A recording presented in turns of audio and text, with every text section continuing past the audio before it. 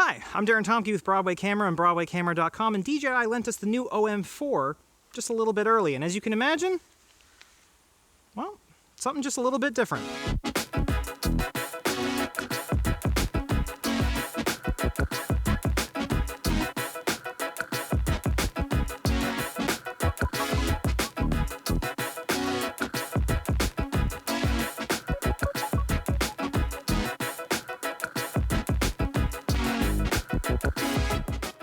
You've got the ability to quickly put the phone on the gimbal. You've got new pro features like dynamic zoom and being able to recompose during active track, and you've got stronger motors, which will allow the gimbal to carry heavier phones, as well as having smoother footage because you've got extra oomph to push the phone in the right direction. You may notice the key difference between this and the Osmo Mobile 3 is the lack of a clamp right here. So with a new gimbal, when you're actually looking to put something on the gimbal, you have two different ways of doing it. One is you already have a clamp installed, and then when you line it up, and you don't even need to get pretty close, it basically just does itself. You can put the phone directly on, you can hand this clamp off to your friends, they can use it on their phones.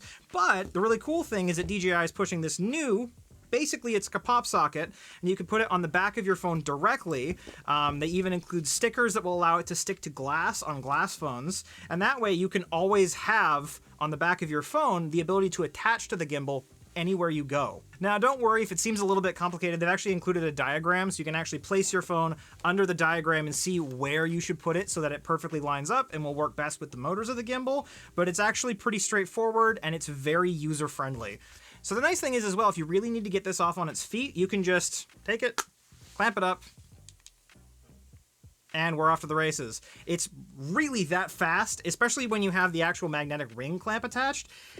It's about as fast as it gets, and then you can really just start stabilizing your footage.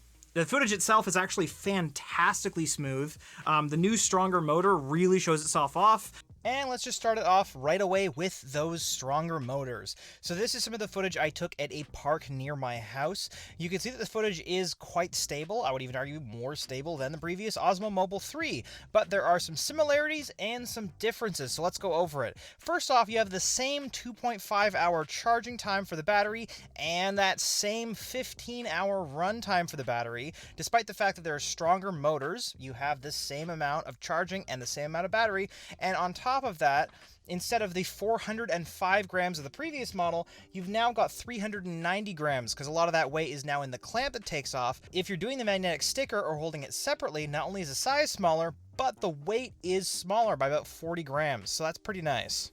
So why is the footage from the OM4 so good? Well, here's something to contrast it with. Here is just your phone on its own as you're walking around. No stabilization to really give you the super wide angle without that weird digital crop in. And you can see the footage is bouncing, it's shaking, it's going all over the place. Now, with the OM4, you don't even need to add electronics image stabilization. You get full quality in your video, you can see it's still super wide, it's super stable, and you're able to just walk and get that nice clean footage.